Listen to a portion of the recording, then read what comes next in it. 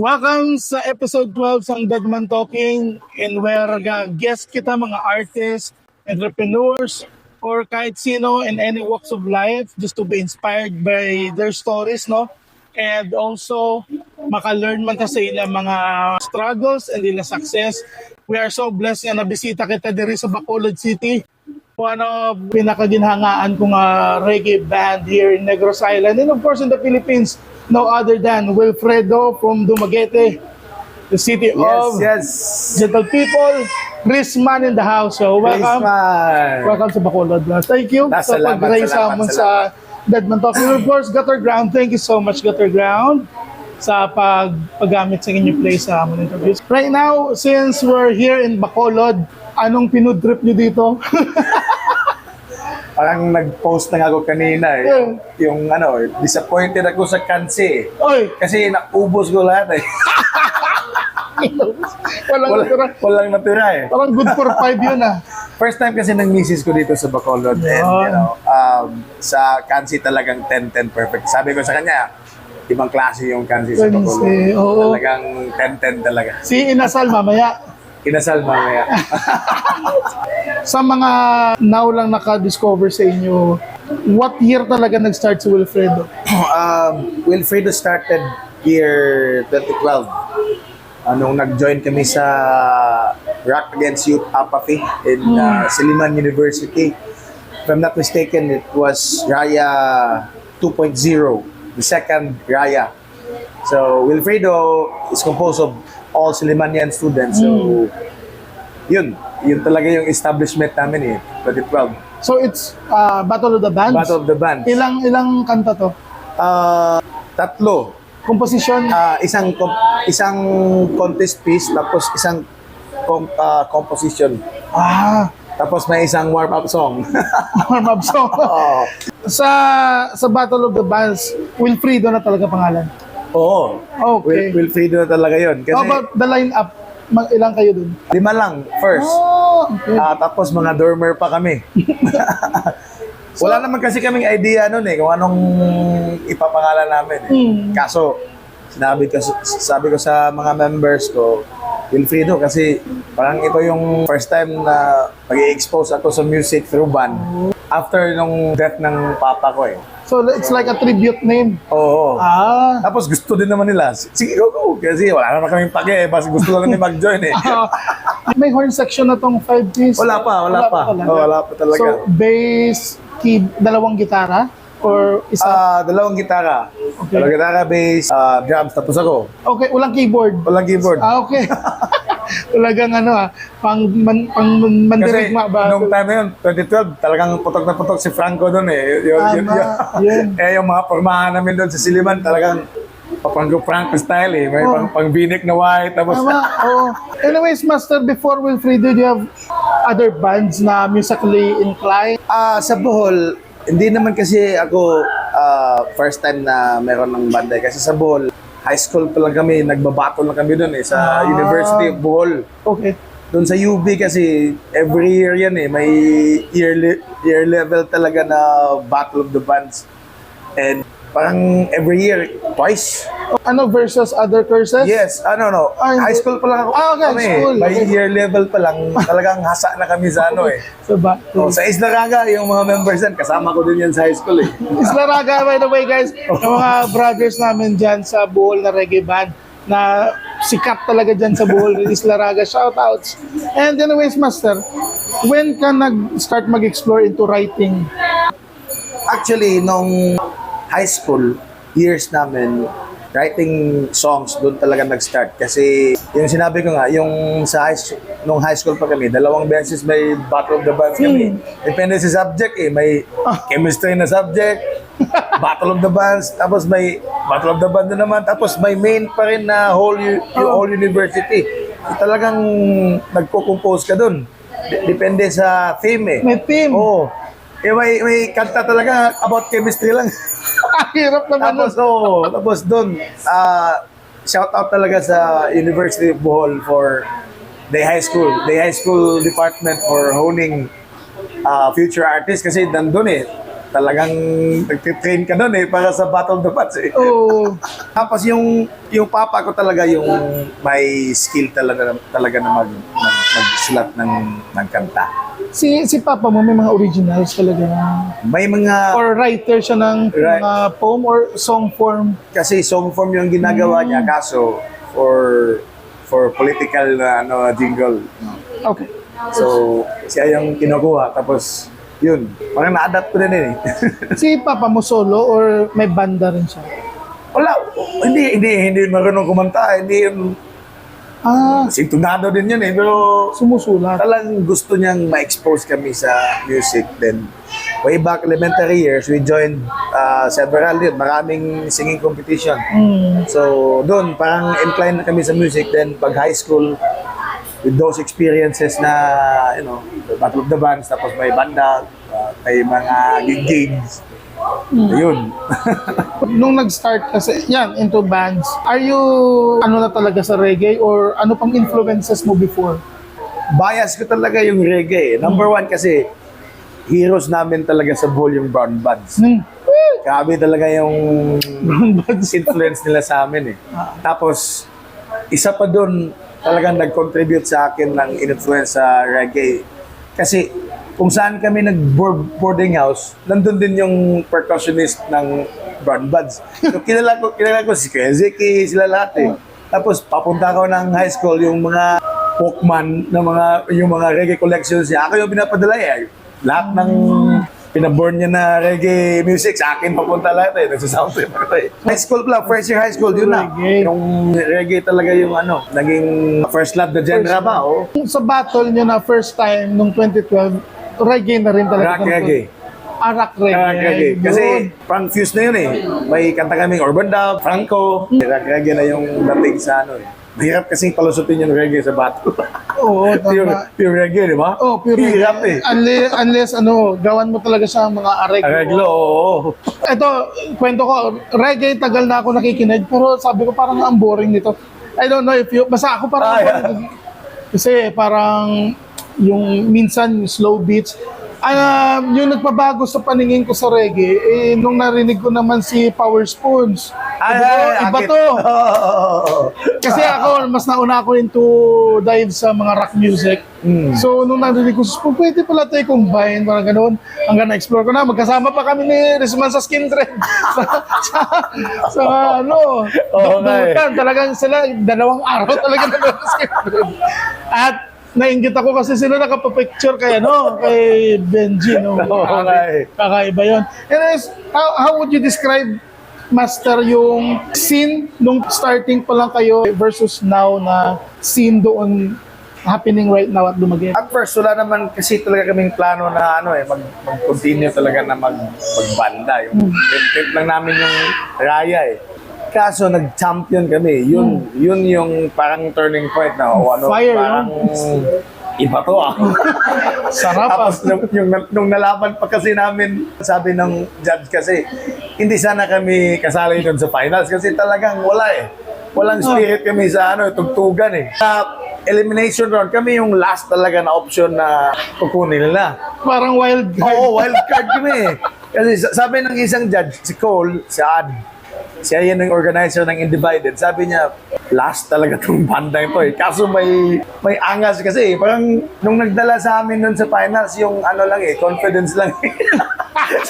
parang marketable tong mga taong to doon. Kaya kinuha kami. So, parang pinapili sila, sino ba yung gusto nyong makita mag-perform? Ito or ito. So, parang sa bottom ng mga banda, kami yung talagang last pick.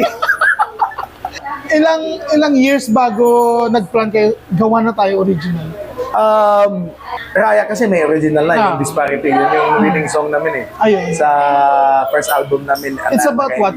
Disparity, political yun Okay. Disparity between rich and poor, ganyan, mga injustice. Tapos, nung scene sa reggae noon, as far as I can remember, talagang lively na ang Dumaguete scene kasi daming reggae bands noon. Inchi, Igu Roots, Jahula, ang dami talaga. Tapos, parang sabi namin, wala naman tayong dito. Parang wala naman tayong spot dito. Play. Tapos, from Battle of the Bands kayo, talagang wala kayong pondo eh. So, pag kukunin kayo ng bar, limited lang yung 30 minutes. Oo nga eh. Kaya sabi ko, paano natin na-survive yung hayahay na 5 kanta lang?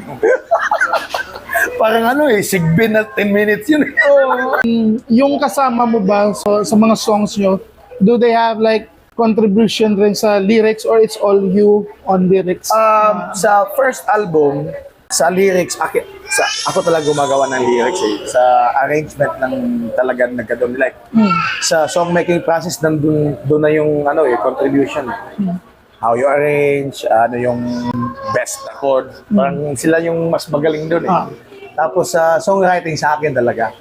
Pero nung second album, I realized na let's try something na I will have this common theme and everybody contributes.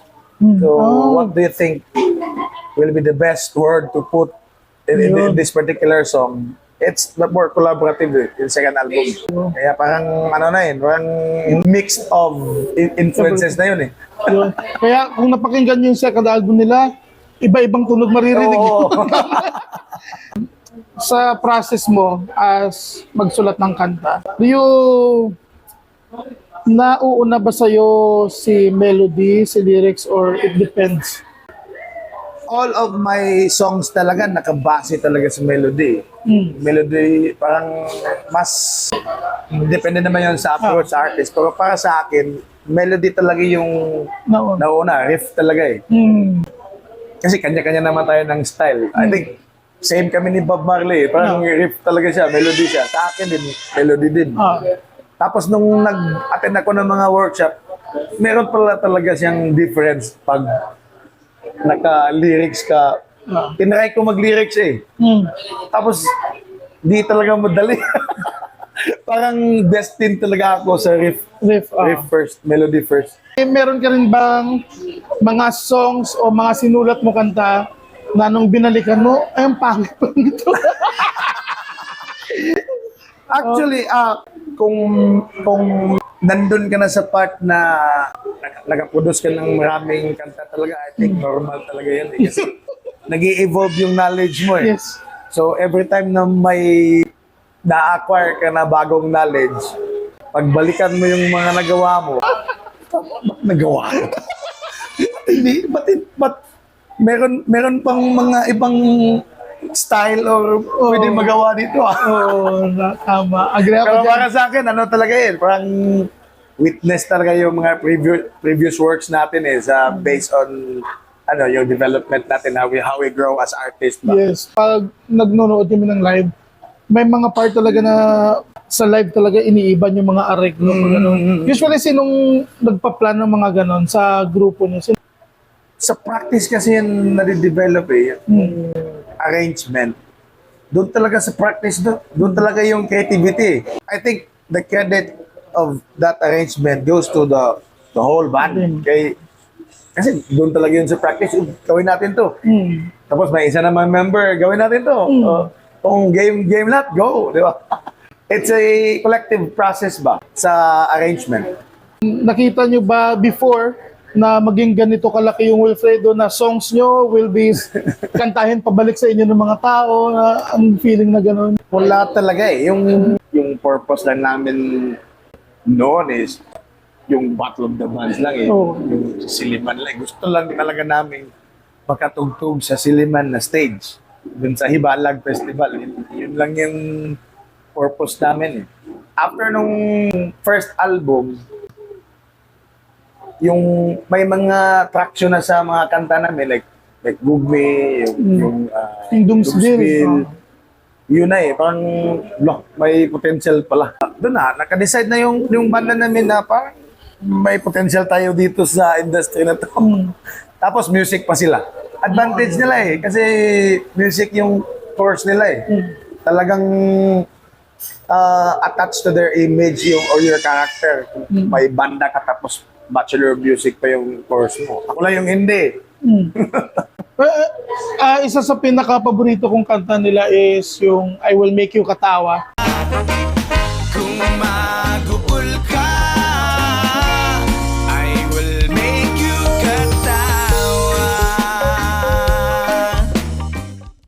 really inspired na sana, sabi ko, kasi challenge sa akin magsulat talaga, master, ng mga love song.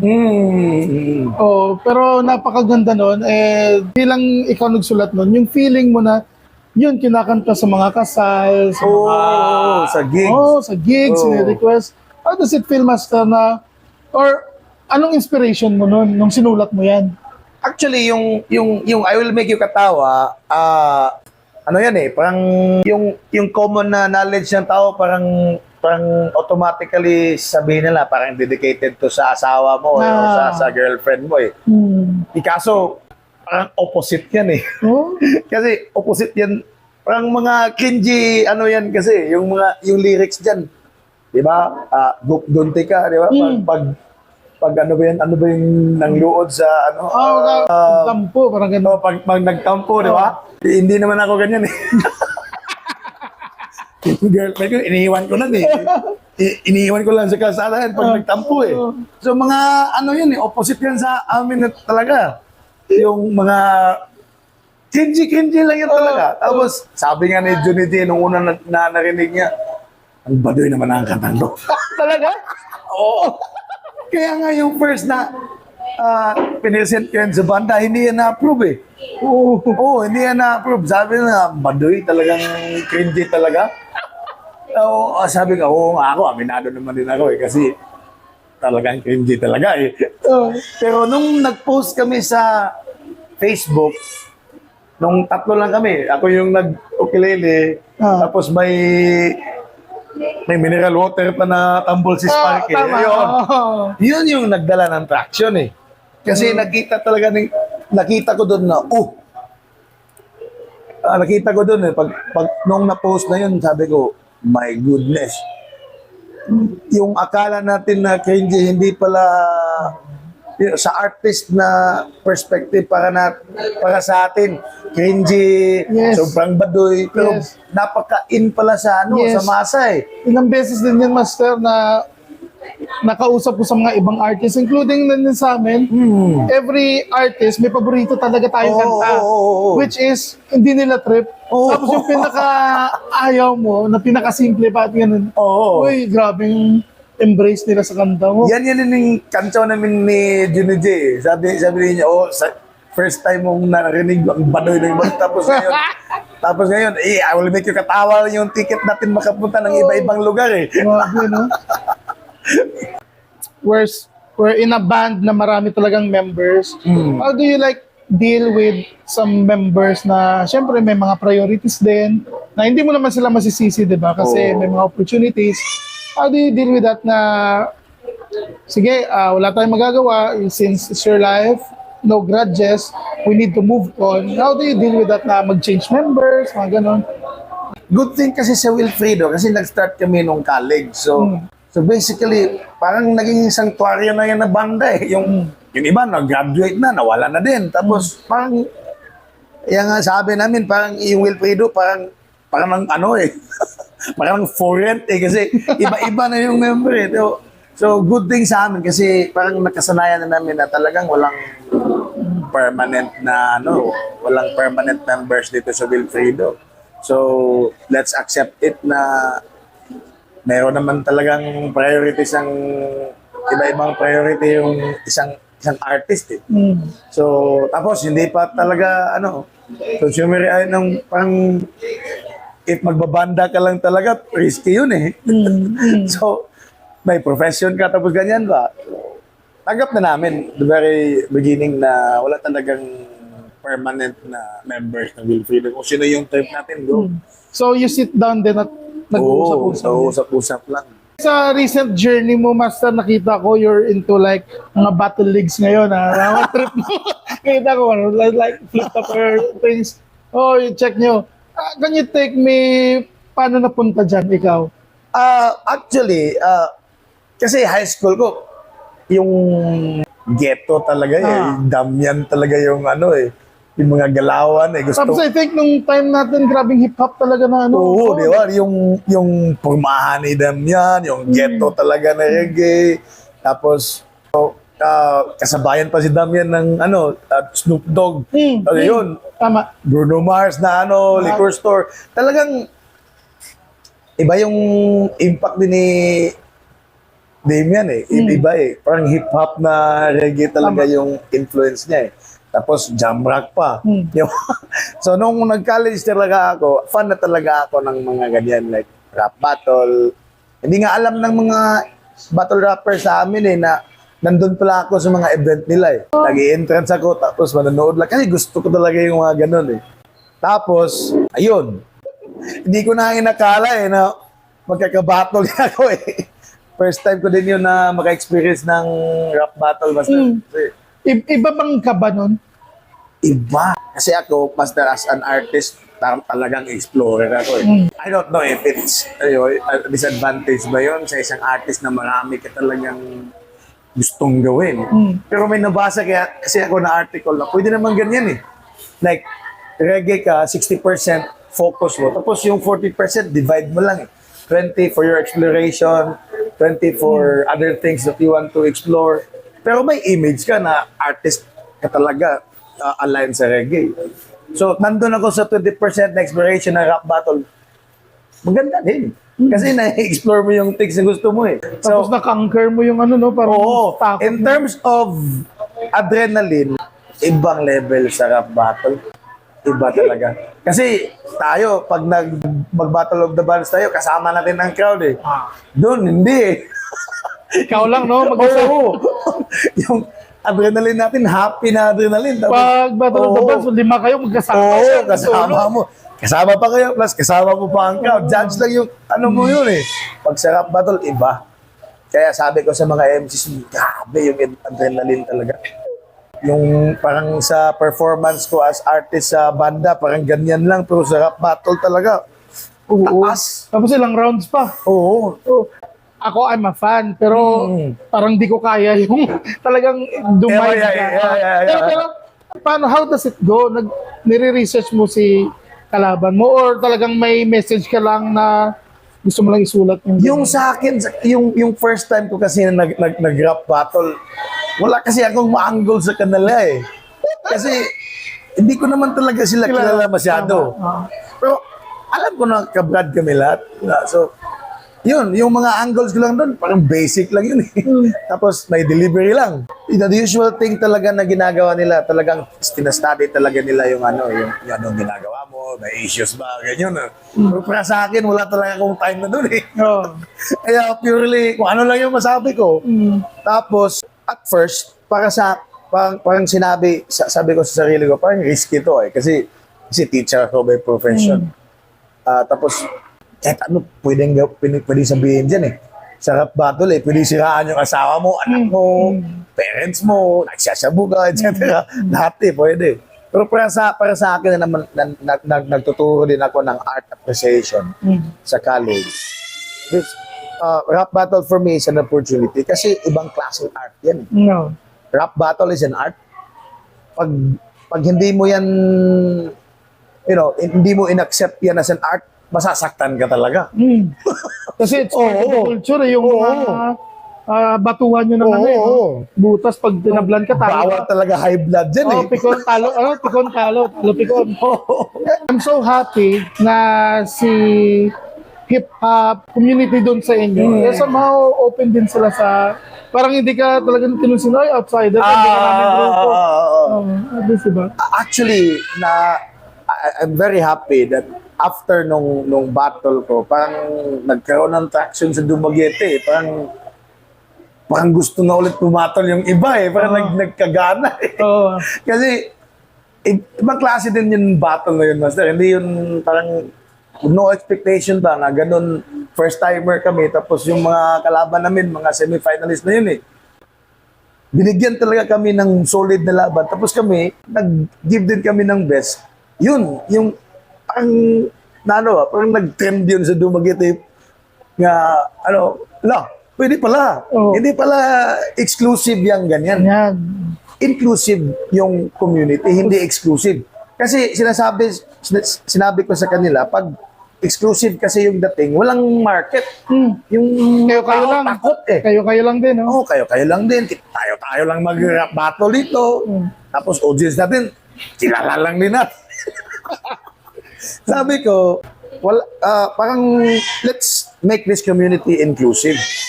Na yung crowd, gusto nilang pumunta kasi rap battle is an art. Aside from the hip-hop community or movement, it's an art. Art talaga. So, pag inclusive siya, wala nang takot. Bakit? May gang lang ba pumupunta sa flip-top? Hindi naman. Bakit yung manonood lang ba ng rap battle, may frat lang ba? Hindi naman. So, dapat inclusive. Na I'm very happy kasi meron ng mga plano like this May, meron ng mga plano sa Dumaguete, meron ng drag artist versus hip-hop Uy! artist. Oo. Parang first time ko na ano yun, no? Uy, Tapos saya yan. ini-invite pa ako talaga na mag-battle ulit para gagana ulit yung network. Sabi ko, walang problema sa akin. Saya, no? Masaya. Saya kasi somehow, each community, hinihila talaga pataas yung bawat isa. What are do you have any future plans or do you have like may pending album or any future ano sa Wilfredo? Meron kaming mga unreleased na songs. Tapos, naglaylo kami when it comes to booking so many gigs kasi work, priorities. Marami na kasing Tapos yung ibang kabanda namin, may asawa na, may anak na. Parents Ako, may anak na rin. Iba-iba na Yung unreleased song naman, parang Cambiada Reggae. Yun yung i-release namin. Tapos, gigs. Parang twice a month. Twice a month. Pinagkakabalahan namin ngayon is personal namin na mga growth. Kasi we realized na, we were together for like 13 years. So, the journey was bang sulit na yung journey. Tapos, let's give ourselves na, to bang sa work or career mo, focus mo lang yan. Sa akin din, yun, na-realize ko Kasi sa 13 years, supposed to be, hindi lang dapat talaga Wilfredo yung pinag-grow ko Dapat kasi pinag-grow ko din yung self ko So, yan. Yung ultimate realization ko na dapat pa talaga yun. May magagawa pa ako na yung branding ko, individual branding ba, na Risman. Kasi nakita ko kay Reg Rubio yun Gusto niyang mag-record ng album na Reg Rubio outside. As Reg talaga. Diba? Outside talaga sa band yan. As Reg kasi nakalimutan din niya yung self-growth niya Kasi yung Wilfredo, collective yan. Sa akin naman, oo nga. Yung nag-explore na ako sa mga collaborations, mga hip-hop artists, doon nakita ko yun iba may ibang persona ka aside sa banda mo Sometimes nga, master, mas malaki pa nga yung kita mo ito sa individual mo Kasi pinapamarket mo yung self mo. So, sana, yun yung naisip ko siguro 5 years back na mag-develop din, mag-release din ng single na Risman. Pang explore lang ba na mag-build din ng name mo ba. So, yan yung parang focus namin ngayon. Let's explore first what are our priorities, family. Tapos create again. Nakaka-relate ako sa iyo. That is why ganyan rin I'm on that stage na dapat may paglagyan din ako ng energy ko sa ibang bagay. Oo nga Ma-shift ko na pwede pala ito yung ganito. Like ito ginawa ko ang Dead Man Talking para gusto ko lang makipag-usap, ma-inspire, matuto. Na actually, we're not aiming for any like balik sa'yo. It's more for ourselves. It's for me. Yan, gano'n. Pero thank you so much, Master. Gusto ko lang malaman mo na Wilfredo inspires us sa Kalayan. The way you perform, the way you make music, na napakasarap din sa sarili namin na somehow makausap din sila. Maging kaibigan sa several gigs na when nasa Dumaguete kami, we feel at home. Kung dito sila, they feel at home. So, ang sarap ng ganong community. Hoping, because we've been planning na matagal na sana someday na magkakaroon talaga ng Negros Island Reggae Fest, which is andyan lang yan, pero by God's grace and perfect timing, darating din tayo dyan. And anyways, Collabs Master, din, collabs din. mga collaboration. We're so open. But probably we can have our collab. Yes, Master, pwede. So, Deadman and Rizman lang eh. Pwede. Kasi sa Spotify, meron ka bang account? Oh, meron. Yeah, like Deadman lang. Di ba? meron. So, yun Why yung not? maganda eh. Why not? Kasi yun yung na-realize ko, sir. Kasi yung talagang nag-add sa akin ng inspiration, may isang fan kasi na nag-chat eh. So aside sa Wilfredo, gusto ko talagang I would love to listen your other crafts aside from Wilfredo, like your personal talaga na crafts eh. So, yung binisita ko yung account ko, isa lang kanta dun eh. Kaya, di ba, why not? Di ba? Deadman album. Tapos may Rizman album. At least yung gusto mong flavor. Yeah. Ba yun, sir? Kasi, parang ang pagiging artist kasi, master eh, pag talagang stitch na yan sa'yo eh. Parang, pag naging artist ka na, parang kasalanan na ang kasalanan talaga ang yung bitawan mo yan eh. Kasi pag-ibig yan eh. Ikaw na yan eh. No? Ikaw Oo nga eh. Deadman album. Yeah. May Rizman naman na album. Di ba? Aside sa Kali at sa Wilfredo, yun yung parang ibang klase din na goal tama. Well, sir. gagawin. Pero anyways, Master, thank you for your time. Thank you very much. Nag-enjoy talaga ako sa pag-usap. Bitin nga eh. Pero thank you, Gutter Ground. Thank you. And I hope you enjoy the rest Salamat Master. kayo. And see you sa March 28, Negros Oriental. March 28, Forest Camp. Thank you. God bless you. The next episode ng Deadman Talking. Hey, Peace. hey.